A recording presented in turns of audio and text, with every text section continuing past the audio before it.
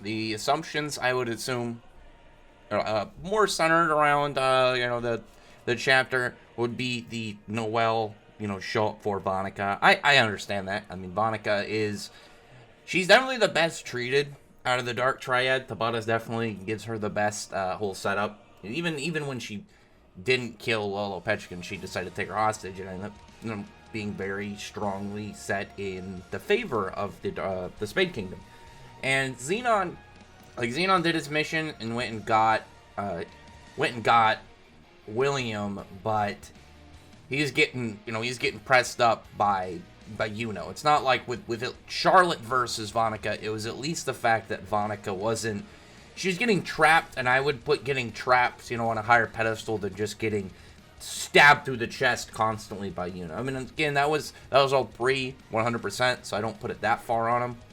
But it does show that Tabata has given her the most like positive treatment. Because on top of that, like Yuno doesn't seem to really care much about the backstory with his parents.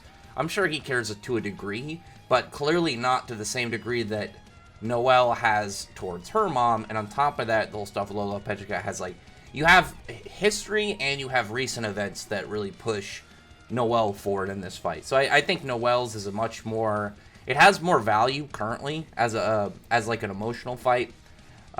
Whereas I'm sure Yuno's will still be a good fight, but I don't see it as kind of like that, nearly as impactful. Because even though Dante lost to Magna, it was, we know why. It was done in a mechanical way within the way of the world and how power stuff are set up. Regardless of which, it was a cool fight. I mean, there's not many hand-to-hand combat battles in Black Clover, so I definitely really appreciate it, even if it put Dante in a bad spot.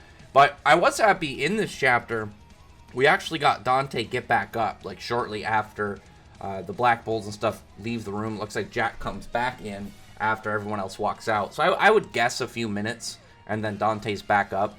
But it puts him in a spot where he's not, like, his story seems to not be done. I mentioned that in my my previous review, as well as my Dante video I did earlier this week, is that the next following handful of scenes with Dante are really going to be, they're going to weigh like a heavy set on his role in the arc.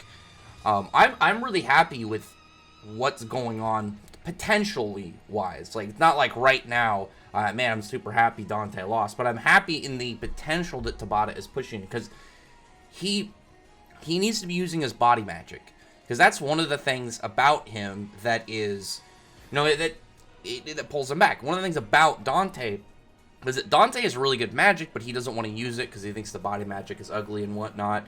And it's really his personality faults that screw him over in a lot of the fights. Like, he let Magna get the chain on him pretty much. And on top of that, I think he would have won if instead of using any of his gravity magic, he just focused on body magic. And he just buffed his arms and his body so he can, land bigger hits on Magna as well as tank attacks more. And he wasn't really doing any of the dodging. When Magna was fighting him, Magna was doing everything he could to block, parry, and guard against any attack that Dante did, whereas Dante wasn't. He was too reckless, and that was the thing that screwed him over in that fight. Same thing with Asta. If he just finished Asta multiple times when he had the chance, or just didn't mess around, he would have beaten Asta, taken him up before Yami showed up, and then he would have beaten Yami long before Asta got back up, or in the circumstance, like, if, in the theoretical that if he killed Asta, he wouldn't have anti-magic to take him down, so he would have just beaten Yami. Like, it's very much on Dante personality-wise that screws him over. But after getting humbled, put in a bad spot for Magna, and then seeing him use his body magic as soon as he's coming up, because, like, the whole thing is, like, Morris's regeneration, like, enhanced it so much that it seems to just kind of almost be automatic.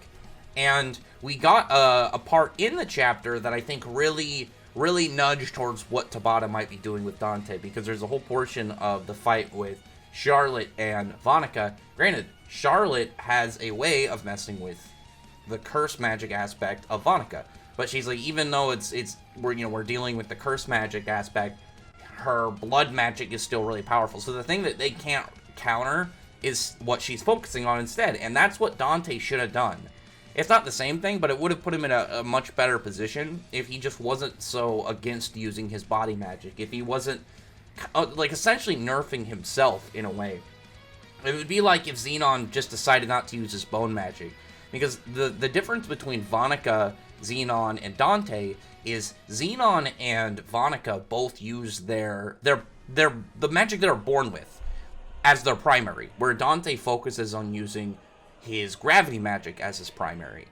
And that is clearly screwing him over. Like he's gotten spots because of the way he views his own magic that have put him in the mud. And I'm hoping that Tabata plans to take his humiliations, his defeats, and his just all these things and put that in what drives his character. Because we already know that Dante getting put in a bad situation is what motivates him. So I'm hoping that he gets back up. He's not going to be... One, he's not... I don't think he's dead by Jack. It'd be really weird to have him get back up, just to have Jack come in and finish him off screen. I don't know. I would legitimately would have rather them just kind of kill Dante on their way out or something, or done some setup that just kind of like said, okay, his character's done. I would have rather had that than it's like he just gets up to get off panel. That would feel really pointless, especially like, as I said, in this same chapter, it's noted that, oh, well, Vanica's using her primary magic. She's using her main magic, the ones that we can't deal with.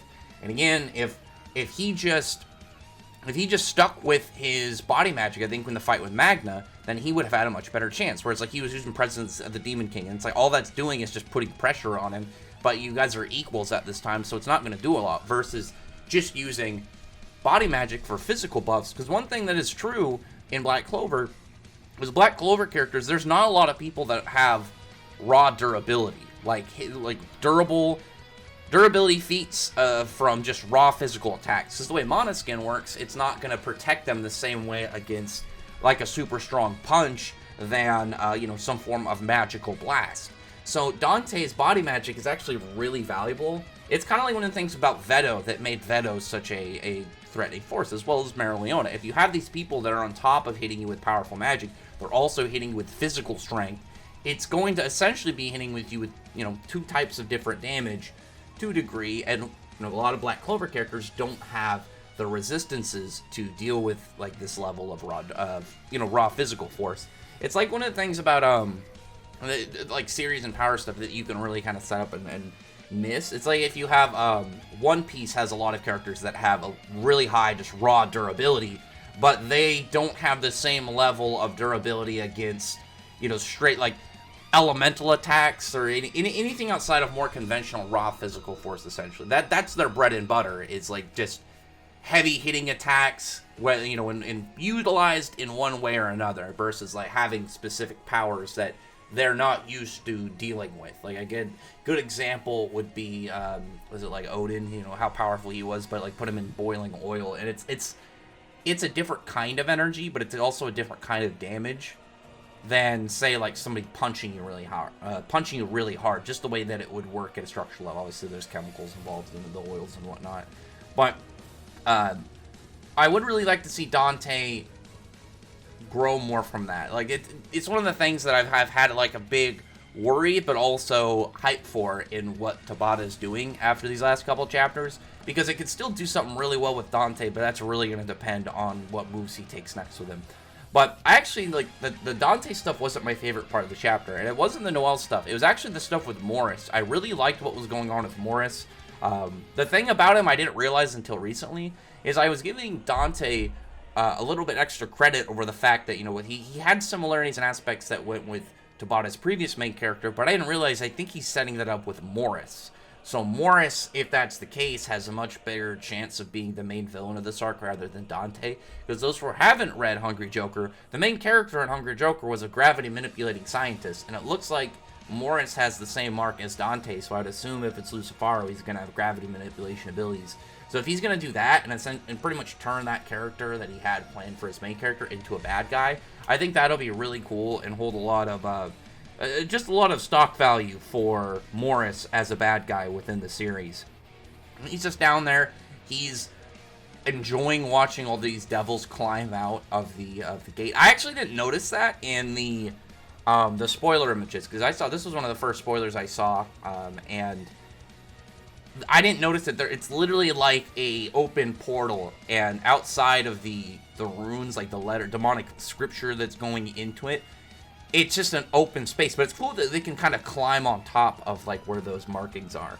But we actually see in this chapter that it looks like the second gate is for sure being open, because you actually can notice that in the panel right after this, you see another layer start to form in that circle, which is really cool. I kind of wish I used that one, but I feel like I really like the Morris vision shot, like the view that he's seeing in this. But he also like was like seeing that he can see rather that Dante lost, and he's like, I wonder what kind of magic he used in order to do that, which makes me really curious if Tabata is gonna have Sally and Morris ever meet, because like Sally, Morris, and Julius have that same kind of huge not like fanboyism, but kind of like all interest in magic. With Julius, it's like a fanboy kind of thing. With Sally, it's like half fanboy, half science discovery, and with Morris, I imagine it's all science discovery. That he really would want to research the magic and see really like what it's capable of, how he could use it to benefit him. Lots of stuff down his line. But also the mana recovering cookies were a thing again. I really want to know like if we're gonna see the character that made them. I don't actually mind if whichever character made these mana restoring cookies is actually important. I just want to see them. I'm very curious as to what this character's like. But then we get the part with like Dante getting back up, and then over to the Vanica fight. The Vanica fight was cool. I like Lolopetrica being involved in this. I'm expecting Undine to also be like a controlled dark spirit, something like that, you know, runes all over her, and be in the fight. How other characters are going to kind of play into this, I know that people have theorized that Gordon could show up and be the one to mess with the runes that are on Lolopetrica. I actually really like that. Like, the stuff with like, Noelle showing up to help fight Vanica, I like that a lot too. I'm hoping that's the case, primarily because I think very heavily Noelle needs to take part in that fight. I think it can be way more Noelle fight centered, but I do think Noelle has to take part in it. If he doesn't take part in it, then there has to be a really big moment between him and Noelle following him. And I think that has to be the case. Noelle has to have some form of really important piece in the Vanica situation. I'm alright if it's a fight set, but that has emotional stuff on it, but if he's not involved in the fight, it has to be a really big moment for him, like a very big character character step forward, like a really big change in direction with him. A big step in some direction with him. Like, there has to be something really, not like groundbreaking, but just like a massive step forward for like Noelle and Noelle at the same time. Like, maybe this could be what finally sets it so like Noelle can be accepted in the family or something. I don't know. But their fight is it's looking to be pretty cool. We got Gotcha going against Lolopetrica. I'm very curious how that's going to be. Vanica fight, you know, they're very obvious. I didn't expect that we were just gonna get back to the room and Rill and Charlotte are just in a bad spot. Like, Rill, I assumed Charlotte's a little bit more like, she was actually in the fight. I'm very curious as to what Rill's doing, because it doesn't even look like Rill's really getting targeted as much as Charlotte is. So I'm guessing he's just getting hurt from attacks like that are targeted at Charlotte. Like, he's just getting hurt by the aftermath. Like, big blood attack goes to Charlotte. The shockwave or the blood shrapnel or something from the attack hits Rill. Because he's not doing anything. I'm sorry to Rill fans, but it's very true. Like, Tabata hasn't done almost anything with him. And, like, the first time we get back to him, he's beat the hell up. He's not even the focus of the fight. And he hasn't really done much to contribute. I still think that the best thing Rill could do is be a massive support wizard right now, and I don't mean that as a negative way. I mean the way that he made it better for Charlotte's roses to grow in like very lush and nutrient soil with his painting magic. That was something that could be really useful. Like, imagine he, you know, draws up a ton of water for Noelle to use, or if during the Noelle fight he did something to kind of like improve on his metal, or, you know, something with his mercury. Things like that. That is the big thing I think with Rill. That it's like a weird thing to kind of be like, want him more to be like a support wizard, but that I think is where his value really sits. Because like attack wise, he's just gonna make like multiple elements, he's gonna make golems. Like, there's nothing so far that Rill has drawn that is that impressive, but it's like the level of ways that he can boost up other people's abilities, I think is actually a really valuable thing. That it's unfortunate that's not what he's getting utilized for. Because I still think that when he made all that soil that made Charlotte's spell more improved, I thought that was a really good thing for him to be in the fights. Because, like, imagine if he decided to dedicate as a support wizard. He would essentially be able to support anybody. Anybody at all. It's not like Mimosa. Mimosa, she's a healer. She can do, like, she can make her, like, her big sunflower. She's got her guideposts and stuff to help, like, look at scenarios. But essentially, Rill would have the ability to enhance any person in a combat scenario. Put him against Yami. Maybe he draws like bigger, more stuff for darkness, or he sets up ways to like reflect magic, or he sets up like, imagine if he painted like a big dome that kind of covered the area, so it's like you couldn't see, and then Yami was just using key sensing, and you mess with the other person's magic in general, like something like that, or like in the style of Luck or Gaja. You painted a lot of water, so they have lightning to conduct on the water, stuff like that. Or like with like Fuego or any fire person, he paints a giant dry field that just ignites. Like, he has potential. Like, I like to clown on Rill, but it's because Rill doesn't do anything. But Rill was presented with something that was actually pretty useful, but it's not going anywhere. And the problem with it's not going anywhere isn't that Rill is not getting, he's getting scenes and nothing happens with it. For example, as I'm finishing this up, but for example, there was the hype up that's actually right now where the anime is for My Hero with Todoroki. It was like hyping up his fire and like the training he had to like surpass his dad and all that stuff. But I was thinking that he was gonna have some sick new attack, or there was gonna be maybe not like a form, but kind of like a power, more like Kaioken, something where it's more of like a power up state. Like if he's able to somehow utilize his power to give him like just think of like some burst of strength, some form of pseudo technique.